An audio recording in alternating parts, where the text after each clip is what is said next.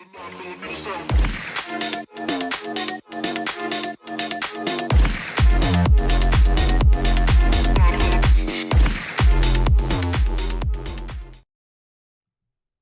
goodness, that audio was horrible. Good morning, friends. Welcome back to another Friday. Thank God it's Friday. Wow. Thank you for letting me know that that was horrible. I can see now in the levels that things are back to normal. Yes. My apologies. I just wanted to touch base with you guys and see, just go over stuff and things and talk. Just wanted to talk, that's all. YouTube wouldn't let me talk. So, what were we looking for? We were looking for a price point way up here somewhere, left field. Just pulled it out of the hat, right? And we didn't get up there. We kind of dabbled in this candle here. So it was one of these three candles here, not that one there. It was one of these three I wanted to see a high at. Cool, target acquired-ish. And we ended up coming and totally rebalancing this price range here. So there's no fair value gap. Pretty cool. And we ended up seeing the highest high of the three candles swing low formation. So model complete. Came and swept buy side liquidity and then sunk. So I really wanted to take a long. And if we would have bounced off of that gap from annotated here, this specific one, if we would have bounced off of here this morning for opening bell, I would have been in a big fat long. But that didn't happen. It was up in a premium first, so I took a big fat short. And both of my executions today are recorded. So, after it swept buy side here for opening bell, came back down, came back up. I was in this liquidity pool up in, right where I had annotated there in that one candle. And then so it ended up selling off and seeing a target. I ended up collapsing the trade mostly because when I see this like bull flaggy kind of consolidation phase and it's not really like sharp and running, especially at this time, typically this stop hunt here could be the higher low and then you flip out even on a Friday. So I was considering, okay, maybe that could happen because it was this goofy little stop hunt here that psyched me out. So today took me for quite a ride. It did this first and didn't come and hit this price point. So I'm like, okay, now it's basically set up for, it's set up. I woke up early, didn't see what I wanted to see, went back to bed. So woke back up and guess what? I had a short. Great. So my short ended up coming from consequent encroachment of the daily fair value gap here. I didn't have it annotated on the chart, but I was just doing my own real-time analysis. Sometimes it has to happen. Can't forecast every little perfect thing for you or for myself even. It's just the way it is. But once we were up in here, I was mentioning to my private students that I am looking for this specific price point here. And once that happened, I collapsed it. Thinking that we were going to rip up because of this little finger pricker here. Look at that thumbtack. Boom, right in the heel. Look at how deep that went.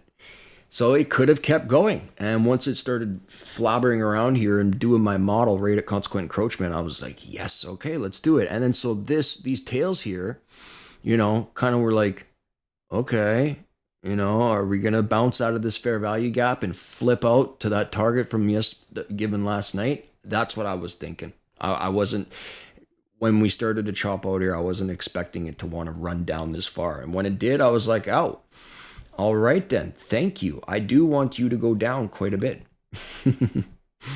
And we got that. So that was pretty cool. And then the second position that I took was right here. I left the limit order open for 2 contracts and covered here. I was going to leave one run for the end of day. I just told my peeps I've collapsed it. It's when I see that, see how it's like chopping around and it's not dynamic, takes the liquidity pool and then goes up. It's gotta run or I'm losing interest. And that's just how it goes. So look, back to the daily chart. And this is what I was kind of jawboning about with the bad mic, is that the information that we've gathered the last couple of weeks barely has told me diddly squat. We've hit one target, which is great. I'm not saying that's not cool, because it totally is. Found the low. That could be the bottom of the month. So it's what's annoying is that we took that with no fair value gap. That's the annoying part. Now, if you want to cherry pick it and say, oh, well, we do have this inefficiency between these two candles, and we also have this inefficiency between these two candles. So do we really not have a fair value gap?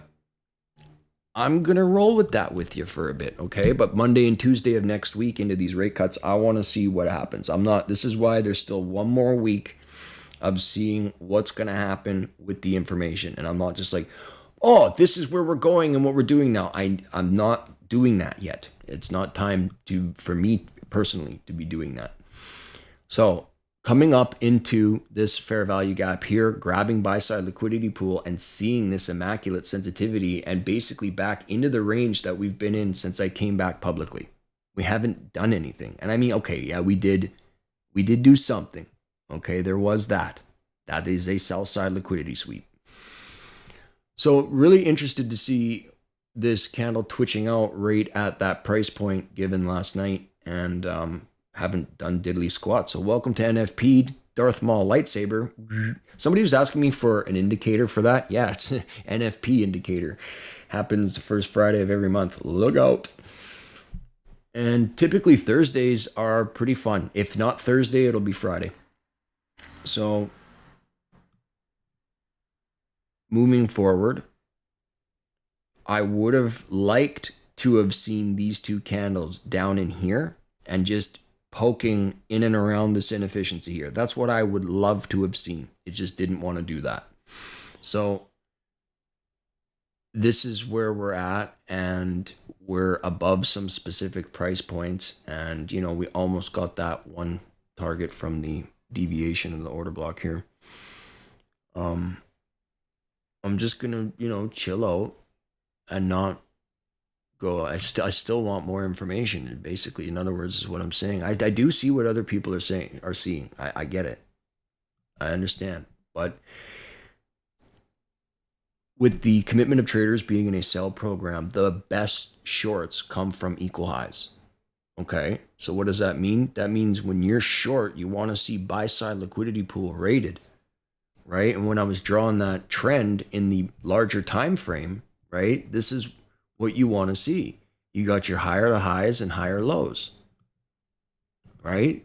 And you come down, there's your equal lows here, come up, and now you've got this thing. And this is just set up so perfect to come down and then snap up, grab everybody's. This is primarily my expectation on the market. It's just not being met. And the open float might not be thick enough to want to revisit. So that's just, it is what it is. Now, you know, I was mentioning these days of NFP, how they can work in quite a wide range. And although it will seem kind of random and dynamic in the moment, where it's going isn't exactly random.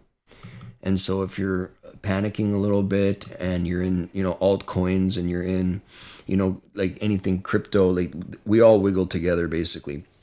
So when you see big dips like this, don't panic. Just know everything's perfect. God bless you guys. Thank you all for joining, and we will see you on Sunday. Peace.